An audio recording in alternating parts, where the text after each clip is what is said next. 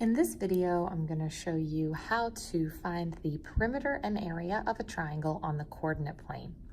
So I'm going to start by graphing my points: -6, -10, -2, -7, and -8, 1. So my triangle looks like this. I can see in the picture that all 3 of my lines are diagonal lines. None of them are vertical or horizontal. So for the perimeter, I'm going to have to end up doing either the distance formula or the Pythagorean theorem to find the length of each of these sides before I add them up. So if you'll remember, perimeter is where I add up all of the sides.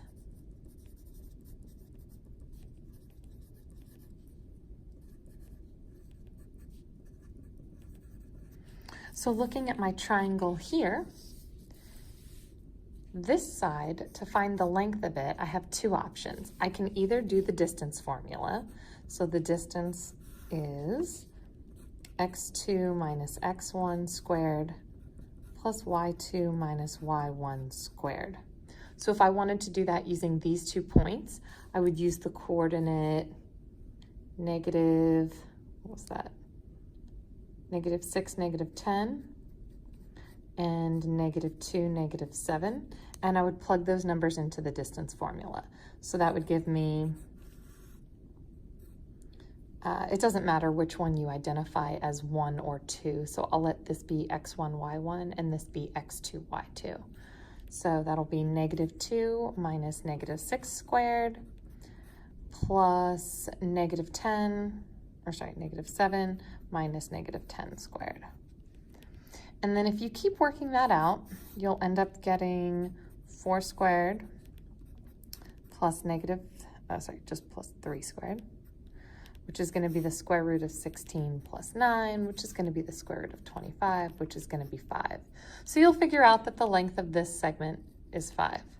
You could have also done the Pythagorean theorem. To do the Pythagorean theorem and get that same answer, you would just kind of turn this into a right triangle by counting over and up. So I find that across is 4 and up is 3. So then I could do 3 squared plus 4 squared equals c squared. That'll give me 9 plus 16, which will give me 25, which would give me 5 for c. So either way, I'm still going to get 5 here. So you would continue to do that to find the distance of this line and the distance of this line. So you can either do the distance formula or the Pythagorean theorem. I'm going to keep going with the Pythagorean theorem. So if I count over is 6, down is 8. So that's going to be 6 squared plus 8 squared equals c squared.